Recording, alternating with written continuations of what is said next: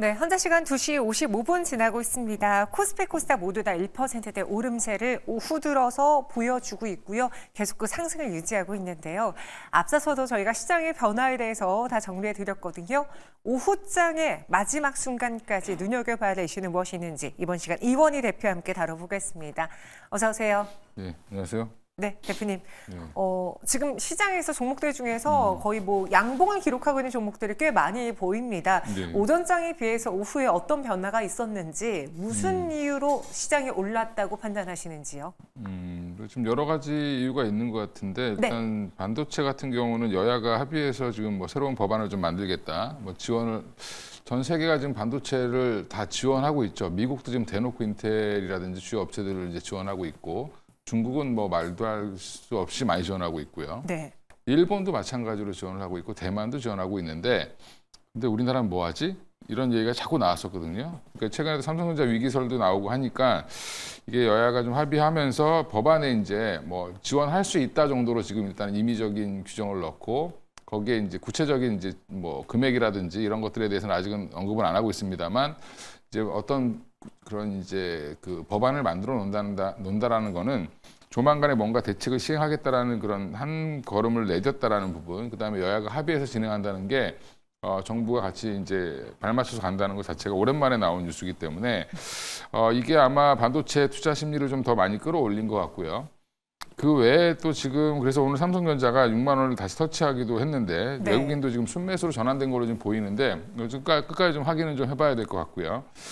소부장주들도 많이 올라오고 했습니다. 근데 반면에 또 이제 오후에 들어서면서 시총 상위 종목들 뭐 알티오젠이 마이너스에 있다가 플러스로 전환되고 막 이랬는데 이게 이유가 결국에는 뭐 외국인들의 이런 매수를 해서 올라간 것도 당연히 그래서 올라갔겠지만 그 근거는 금투세를 이제 시행하지 않겠다라고 이제 아예 그러면서 상법 개정을 통해서 일단은 먼저 시장의 선진화를 먼저 만들겠다 이런 얘기를 지금 민주당 쪽에서 최고회의 주제로 해서 하면서 네. 약간 이제 고위급에서 얘기했기 때문에 아마 이게 이제 당론으로 정해진 것 같습니다.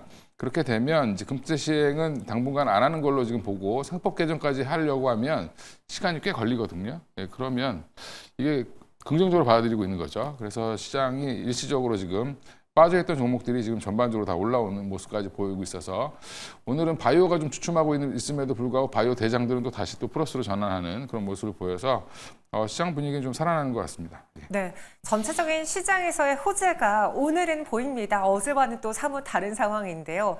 그 안에서 조금 전에 우리 신광선 매니저는 LG 에너지 솔루션을 공략주로 선정을 했죠. 오늘 장에 2차 전지 그리고 자동차주들의 반등 나와주고 있어서 바로 보겠습니다. 현재 주가 흐름도 보시면요. 전체적으로 빨간불이 들어와 있습니다. 특히 LG 에너지 솔루션 현재 고점이 오늘 장중의 고점하고 거의 유사합니다.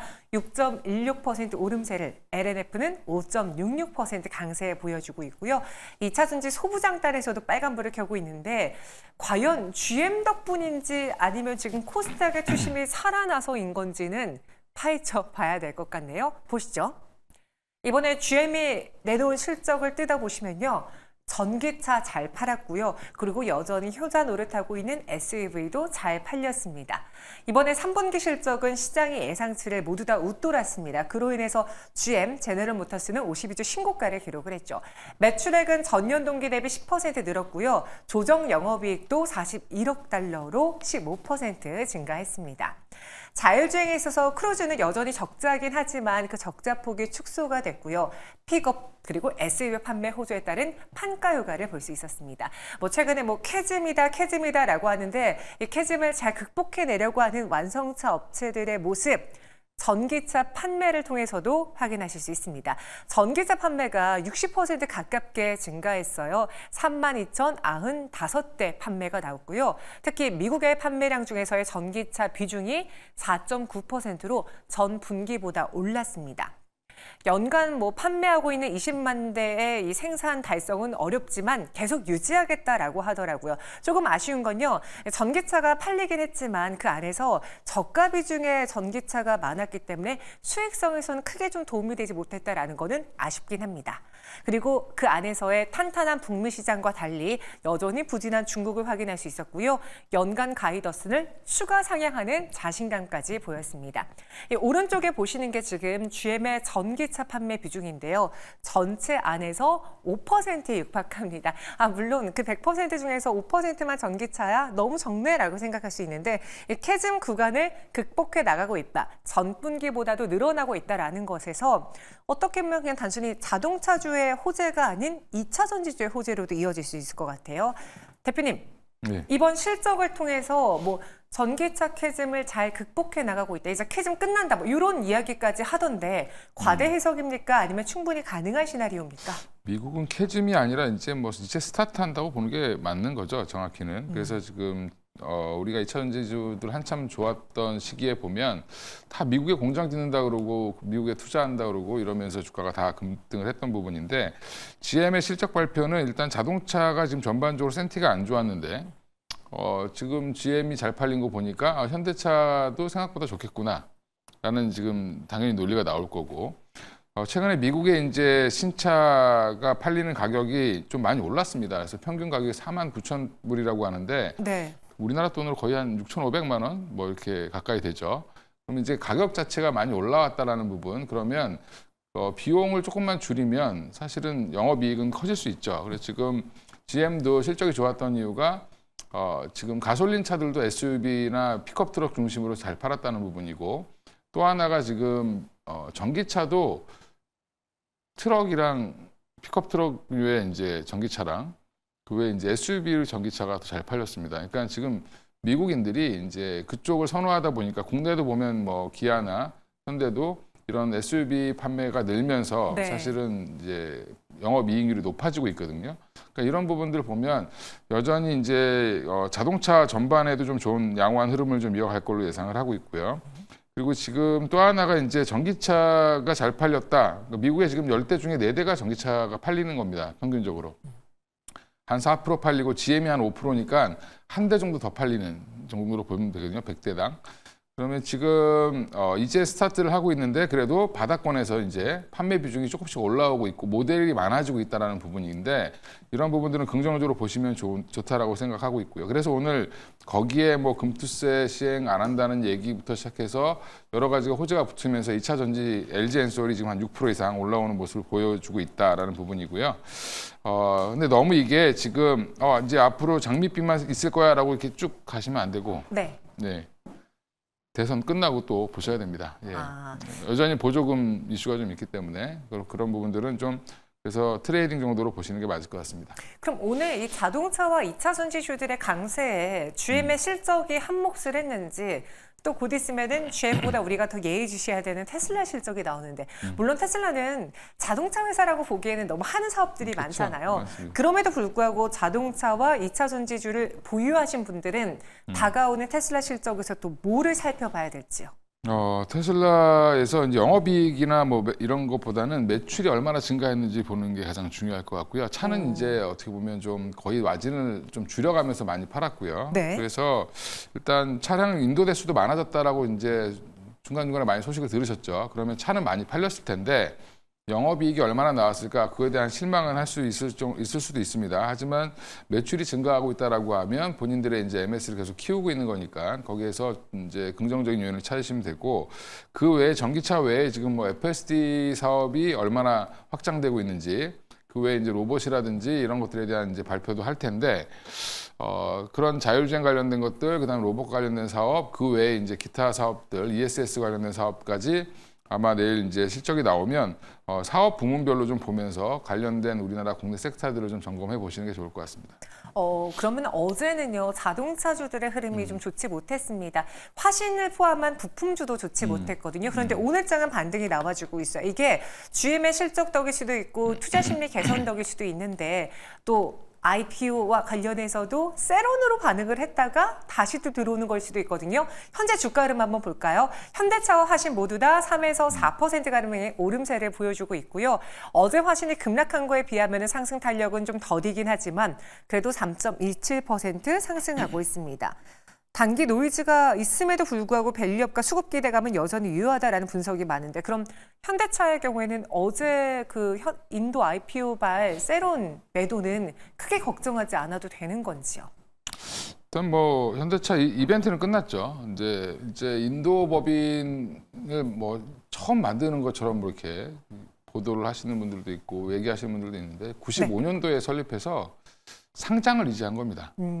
그리고 이제 공장도 잘 있고 뭐 그 상장한 금액 가지고 투자받은 금액 가지고 인도도 이제 전기차 시장을 확대하기 위해서 이제 투자들을 많이 활발하게 받는데 그럼 현대차도 지금 압박을 받고 있는 거거든요. 그럼 현대차도 이제 인도 현지에다가 전기차 공장 라인을 이제 깔 자금을 마련했다 정도로 생각하시면 될 것 같고요.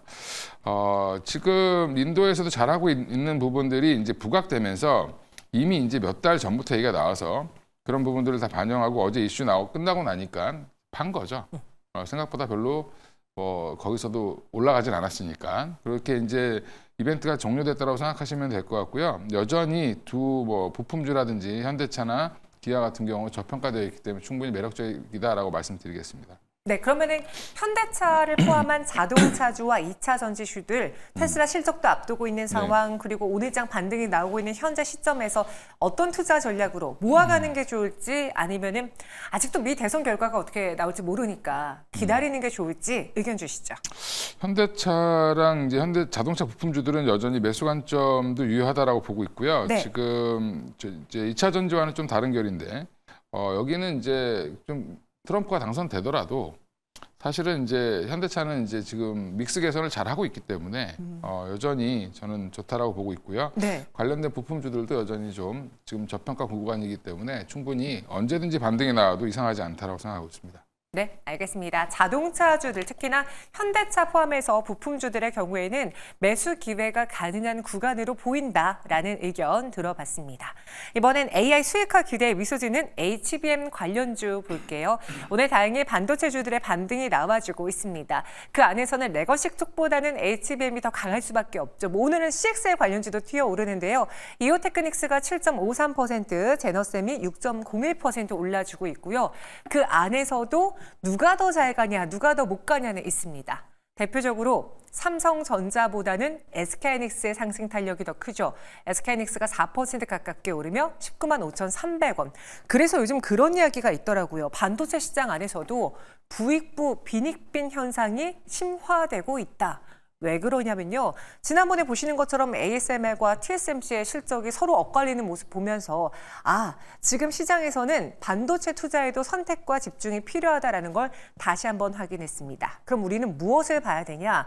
파운드리 분야에서 기술력과 전략을 갖춘 업체로 집중을 해야 되고요. 그렇지 못한 업체들의 경우에는 반도체 시장이 좋다 하더라도 그 주가 수익을 온전히 누릴 수 없다라는 이야기죠.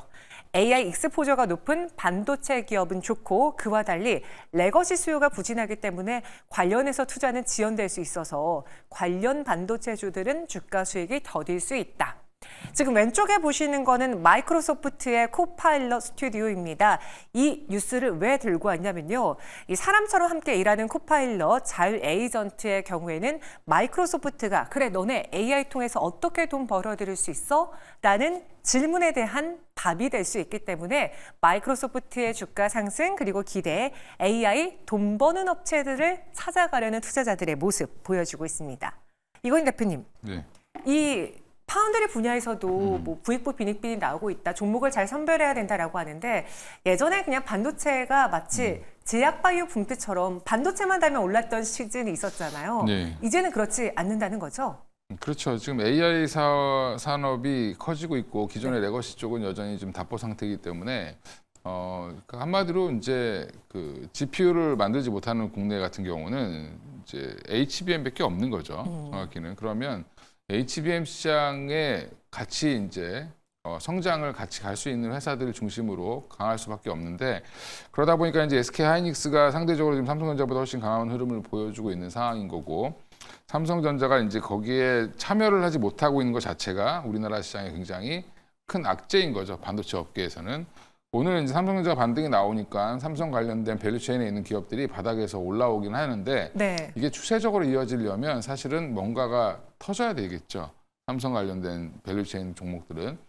오히려 지금 뭐 하나 인더스트리얼 솔루션즈 같은 경우는 오늘 갑자기 지금 마이너스에 있다가 뭐 순간적으로 지금 거의 10% 근처까지 올라오고 있는데 이런 종목들은 여전히 기대가 있는 거고요. 그러니까 이 시장에 참여를 한다는 기대가 있고 한미반도체나 뭐 이스페타시스나 PSK 홀딩스나 뭐 테크윈 같은 회사들은 여기에 참여한다는 그런 뭔가가 있는 겁니다. 그리고 이제 HBM만 보시면 또 그렇으니까 CXL 또 보면 CXL 관련돼서 SK하이닉스도 지금 내가 여기서 맞아요. 나도 할 거다라고 얘기했죠. 그러면서 오히려 지금 네오셈 같은 애들이 더 강하게 올라옵니다. 네오셈 같은 종목이. 예, 그래서 지금 CXL이나 뭐 지금 HBM이나 이쪽에 대해서 시장이 좀 관심을 더 갖는다라고 생각하시면 되고요. 나머지 종목들은 그냥 반등 정도로 이제 대응하시는 게 맞을 것 같습니다. 생각하시는 게 맞을 것 같습니다. 내일 또 SK하이닉스의 실적 발표 앞두고 있는데요. 예. 오늘 분위기 좋잖아요. 예. 여기서 분위기를 더 띄울 수 있는 SK하이닉스의 실적이 나오면 참 좋을 것 같은데 내일 실적에서는 뭘 또 중요하게 봐야 되겠습니까? 일단 뭐 숫자겠죠. 이제 시장이 자꾸 예측치를 높이긴 했는데 네. 처음에는 뭐 5조 이렇게 얘기하다가 지금 뭐 또 갑자기 5조 5천억, 5조 8천억, 뭐 6조 넘어갈 거야 이렇게 얘기가 나오다가 7조까지 얘기를 하는 분들도 있습니다. 근데 지금 이제 그게 이제 HBM의 영업이익률이 워낙 크기 때문에 이제 그러면 더 커질 거다라는 얘기, 수율이 잘 나왔다는 얘기를 계산 자꾸 하다 보니까 높아지는 건데 지금 6조 한 중반 정도만 나오면 사실 한 6조 5천억 정도만 나오면 이상만 나오면 상승 추세를 오히려 이어가지 않을까. 세론이 나오질 않고 그럼 당분간 이제 물론 이제 삼성전자가 언제든지 끼어들 수 있기 때문에 내년에 참여할 수 있기 때문에 내년부터는 공급 과잉이 될 거다 이런 얘기도 계속 있습니다만 그거는 이제 뛰어들고 나서 걱정하면 되는 거고 SK하이닉스 입장에서는 네. 지금은 아직은 언제 뛰어들지 모르기 때문에 여러 가지 이제 벽이 있습니다. 삼성전자가 들어가는 데 있어서 그런 부분들을 해결을 빨리 못한다라고 하면 내년 초까지는 SK하이닉스가 계속 지금 독주를 이어갈 가능성이 높다. 그리고 삼성전자가 뒤늦게 들어온다 하더라도 이게 SK하이닉스가 선단 공정을 먼저 치고 가고 있기 때문에 당분간 기술적 우위로는 SK하이닉스가 조금 더 우위에 있기 때문에 지금은 뭐 저는 상승 추세 이어갈 가능성이 높다. 내일 만약에 빠지면 네. 오히려 사야 된다. 뭐 그리고 올라가더라도 쫓아붙여도 된다. 뭐 이렇게 보고 있습니다. 내일 실적 시나리오가 어떻게 결과가 나오느냐 상관없이 만약에 내일장에 밀린다면은 그때 따라붙어도 된다라고 했고요. SK하이닉스와 그럼 지금 짝꿍처럼 볼 수 있는 종목은 또 소부장단에 뭐가 있을까요? 일단 뭐 소재 쪽은 SK하이닉스 직접 향은 아닌데 그래도 이제 같이 연관되어 있는 게 이스페타시스가 가장 오늘도 제일 견조하고 빨랐죠. 그러니까 이런 종목들은 여전히 지금 주목해 보셔야 되고요. 하나인더 같은 경우는 이제 참여를 할지 안 할지 모르지만 기대감이 있기 때문에 좀 불안하지 않아요? 뭐 많이 쉬었으니까 지금 올라간 이유가 사실은 TC 본딩을 만든다고 올라간 게 아니고 네. 정확히는 그 다음 거를 만든다고 개발한다고 올라간 거거든요. 근데 TC 본딩을 뭐 실패했다 이런 걸로 지금 또 뺀 거기 때문에 사실 별로 의미는 없는 것 같고요. 그래서 오히려 여기도 다시 기대감이 붙으면 강할 수 있고 한미반도체 여전히 지금 조만간에 IR 한다고 제가 알고 있는데 지금 마이크론 쪽에서 물량 세도하고 있다고 합니다. 그러니까 네. 한미반도체는 SK하이닉스만 상대하는 게 아니라 마이크론도 상대하고 있는데 여전히 지금 한미반도체 실적 잘 나올 걸로 예측하고 있고 수주도 늘어날 걸로 보기 때문에 지금 자리면 충분히 매력적인 가격이다라고 보고 있습니다. 그래서 그 외에 조금 탄력적인 걸 원하시면 뭐 PSK 홀딩스 정도 아니면 검사 장비 테크윙도 좀 많이 쉬었으니까 좀 보셔도 좋지 않을까 생각하고 있습니다. 네, 알겠습니다. 이렇게 SK하이닉스와 함께 봐야 될 것, 그리고 내일 실적을 앞두고 여러분들이 어떤 마음가짐으로 준비를 해야 되는지 반도체에 대한 투자 전략 제시해 드렸습니다.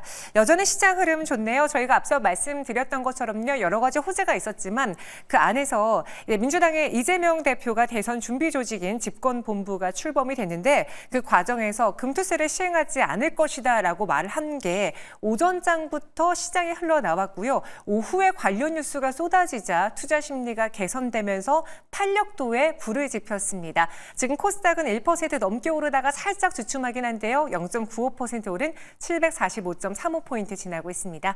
여러분 마지막까지 저희와 함께 해주세요. 지금까지 이건희 대표와 함께했습니다. 설명 고맙습니다.